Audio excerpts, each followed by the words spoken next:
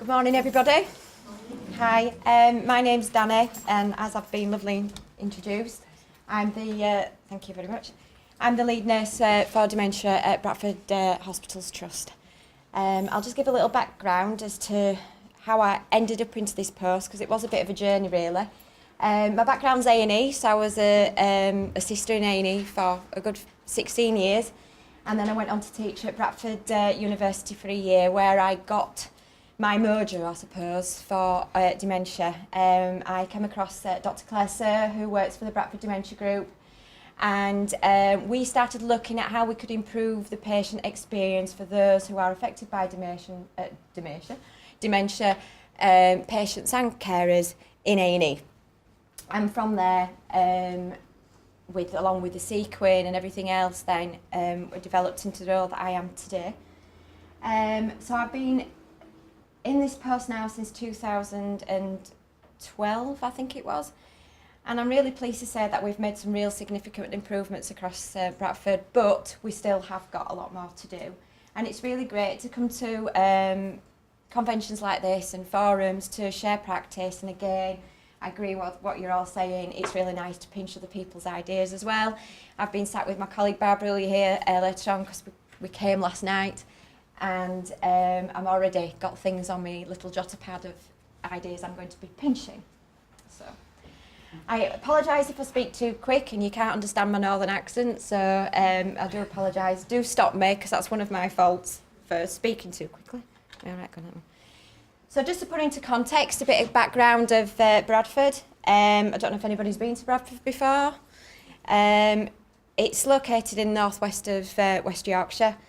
We have, according to the 2010 mid-year estimate report, 600,000 people. The outer lying wards have a greater population of older people, which I think might be quite resonant to most inner city populations, where you have a younger generation living nearer to the hospital site. It's one of the few metropolitan districts that is experiencing a population growth outside of the London areas, a growth to reach 640 by 2033. Between our older generation of between 85 and 89, we're expected to increase by 85% from 6,200 to 11,500, again by the year 2033. Seems so far away, that 2033, but we're nearly in 2016. And the over 90s is expected to increase from 2,800 to 8,700 by 2033.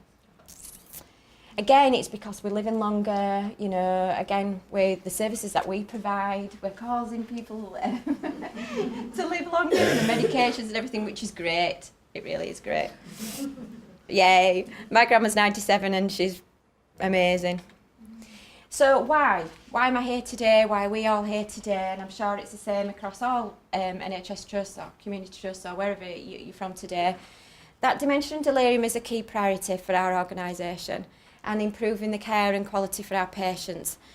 And we're always looking at ways at how we can achieve this. And this is, again, probably why we came to Graham and his team. And I can't quite remember when that was, Graham, but you were a whirlwind and you haven't quite left. And just engaging new innovative ways of personalising care and improving the outcomes for our patients. And a big thing for me is around that social isolation as well, because I don't know about you, but when you walk down and out on your wards and areas, the worst thing for me is seeing a little old lady or man, I don't mean to be patronising, just sat there not doing very much. And with a lot of the stresses and the strains that we're experiencing at the moment with staffing shortages and resources, I'm sure that resonates with a lot of you, you know, it's really, really hard. And when you're coming on with all these lovely fluffy things, you know, it's quite a barrier to bring on new products onto wards, but once they get it, they really do get it. We started just before I came into post in collaboration with the King's Fund. We were very fortunate to get funding from the King's Fund around enhancing our healing environment. So here on this side, in the orange, they developed 2 of our wards. Great, and I think now people still come and look, and I think we're a bit it's a bit old now. And when you go to so many other trusts now, and I know a lot of people have been to us, and we're really fortunate to being able to showcase this over the years, have we've shared our ideas and have gone that one step further, and that's really, really great.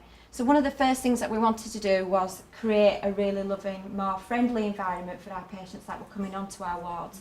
A bit like what the reminiscence pods do, which are great, and I would imagine great to be down in A&Es and clinic settings that you're going to have as well.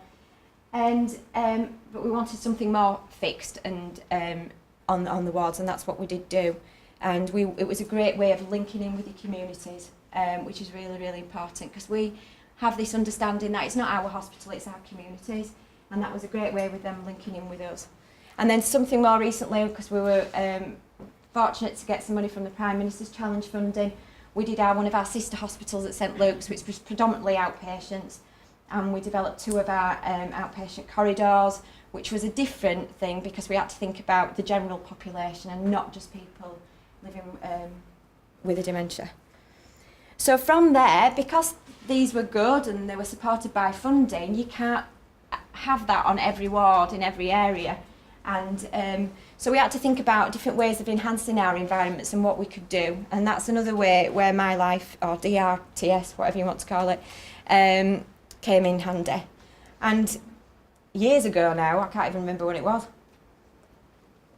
Graham came along and we piloted the My Life units, which was on our little silver trolleys there, and one of the older units.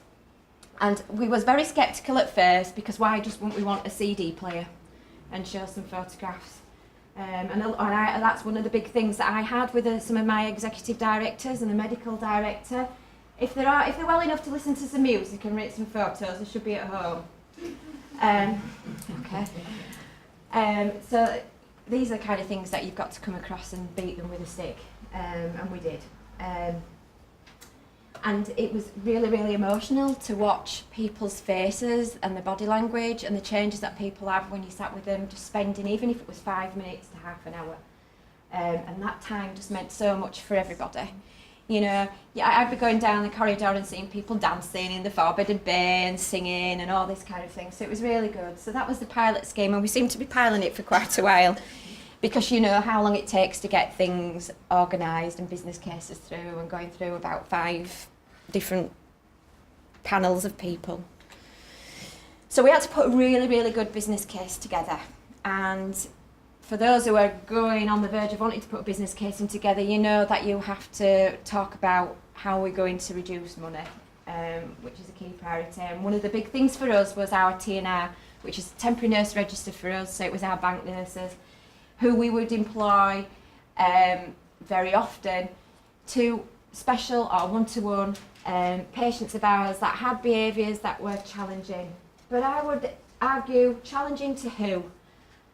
Perhaps not them, but challenging to the nurses who didn't have time, who would have found that it was burdensome, it was getting in the way, and maybe other relatives and carers who were thinking, why is my mum and dad here in this ward with these other patients that are making too much noise? So we wanted to improve the patient care within our elderly services team. Using My Life DRTS is a targeted way to engage and enhance the patient experience, reducing the demand on the TNR healthcare, and we introduced it as a preventative measure for those patients exhibiting behaviour symptomatic of, whether that was dementia, delirium, who were bored, who needed some stimulation. So the rationale for this was, it was a key priority for us at Bradford Trust Hospitals, that people with dementia are at greater risk of social isolation, decreased opportunities for interaction in acute care. People with dementia, as Professor Chadros has said, are more likely to stay in hospital longer, are at increased risk of falls, and also having those unmet needs. We're not addressing the needs of the patients that are coming in. Those who are walking with purpose, which is the more politically correct way to say it now. So, and getting over to the staff that somebody's not just walking up and down the ward because they're walking up and down the ward. They're doing it for a reason. And they might be bored, but they might be looking for the wife, they might be looking for the daughters, they might be off on the way to work, trying to get that through, which is one of the big things that we do, I'm sure, within all our education and training programmes. Increased risk of delirium and risk to difficult managing behaviours, which I've just talked about. We looked at the anticipated use of MyLife and felt that we would be able to reduce this by 25%, so that was the bigger. And I had to put my life on paper really to say that I would reduce especially one-to-one nursing, and I had to come up with a figure. I can't remember it was in the thousands. Can you remember the figure? Was it 80? Something like 80,000, 90,000 pounds I had to reduce by a certain time frame.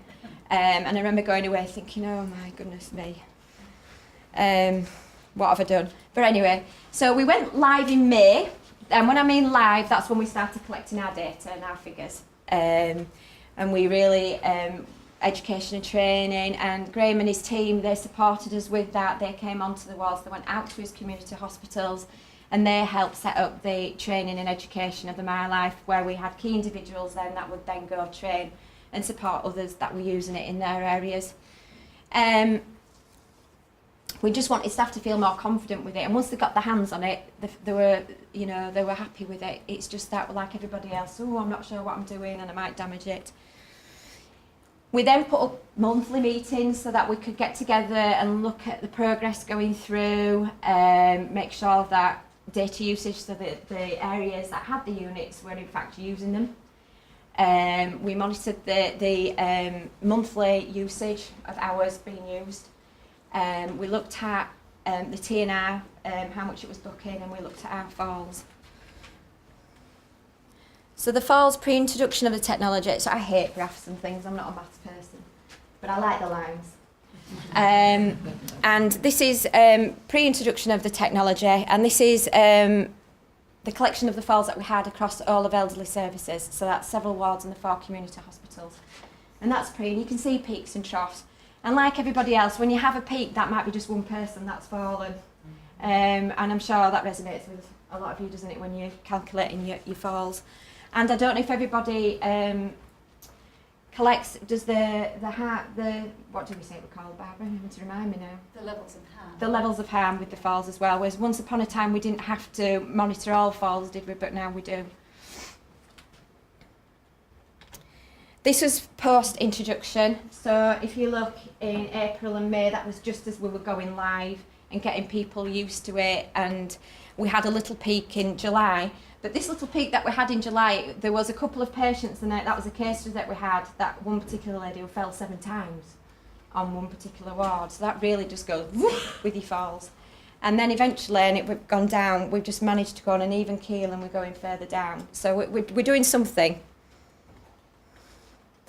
It's very difficult to say. This is MyLife technology. So this is how much the TNR specials that we've booked. So if you can look there on March 2015, we were always booking up to 61, 63, 69, 58. We're coming right down now to where we're booking 6, 18 and 13. So our numbers have reduced significantly. I can't publish my figures because I'm not allowed to, but we will be doing a journal article which should be published hopefully at the beginning of next year, where we will be more transparent with our figures. But I can tell you I reached my target for my business case within 6 months. I know we're not silly, it isn't just the MyLife that solved all this, it wasn't. We had a pathway, opposing the risk pathway, so if anybody is then wanting to request a special, they had to go down an X, Y and Z routine. But heavily featured in that was, have you used the MyLife technology, and this is the way to do it. And nowhere in that guidance it said, right, you're now okay to book a special. It would always say, it may well be something you might want to do as part of that process. But I can generally tell you with my hand on my heart that the MyLife technology has really improved the way that we work within the wards. It's improved the quality, which is the biggest thing for me, and it has reduced, and I just love this, the TNR rates, figures. I'm waffling now.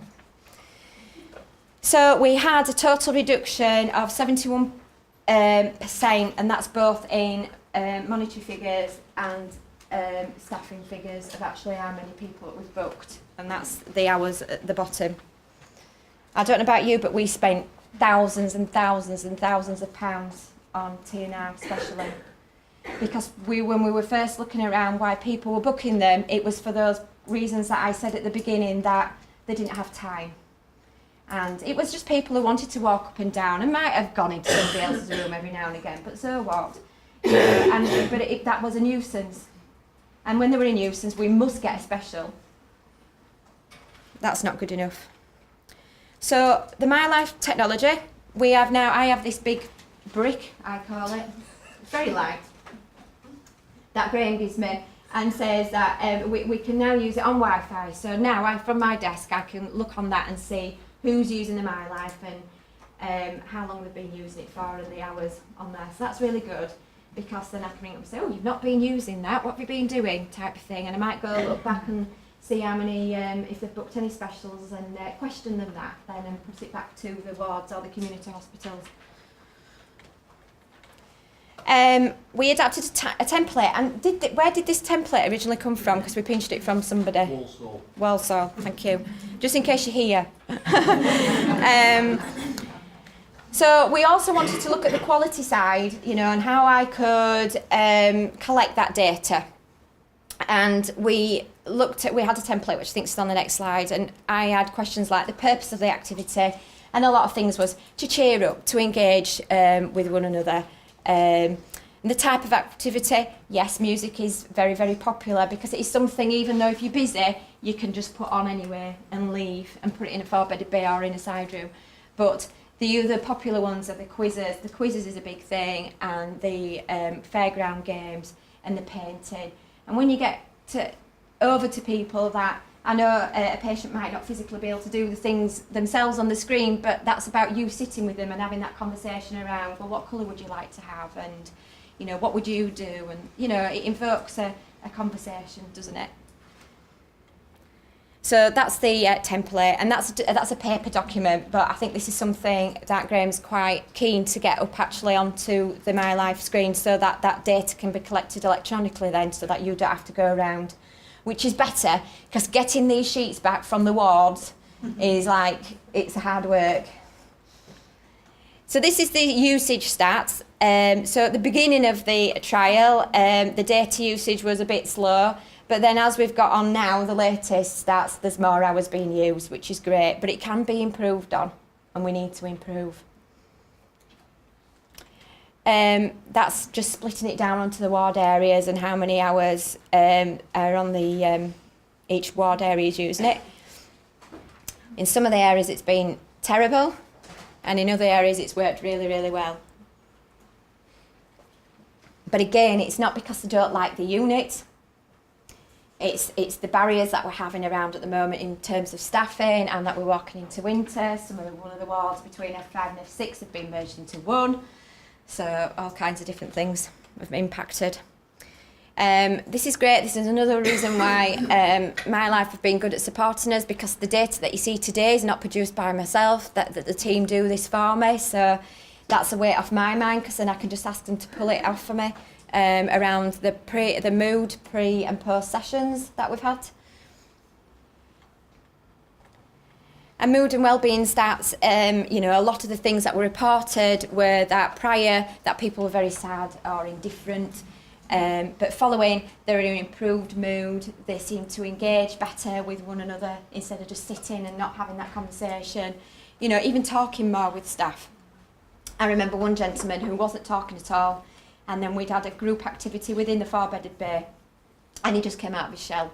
But he came out of his shell for an afternoon, and then he went back to what he was like. But I don't care, he came out of his shell for an afternoon, and that was brilliant for me. And that was something that I could report back to his family to say that they haven't even seen. And we have a suggestion box as well for ways that I can feed back to Graham and his team and say, actually, we'd like a bit of this, or this didn't work well, because that's really, really important. And they really encourage that as well, because they know that the system's not going to work for everybody, and that there's always needs for improvement and new ideas to be putting onto the system as well, and I know they welcome that. Case study, you can find that within your books that you've all got. That's a long time ago, my hair's a lot longer and I'm in purple. So case study examples, just to finish off. Some of the therapy assistants on Ward 3, that is our EMU department, that's our medical admissions ward for our elderly. And I had a lot of barriers on there because we couldn't possibly have any units on that because people are there less than 24 hours, etc. And I had to say, yes, but they're there for that amount of time. And whilst they're there, they're sat bored, not doing very much. And also, they might be able to go home from there.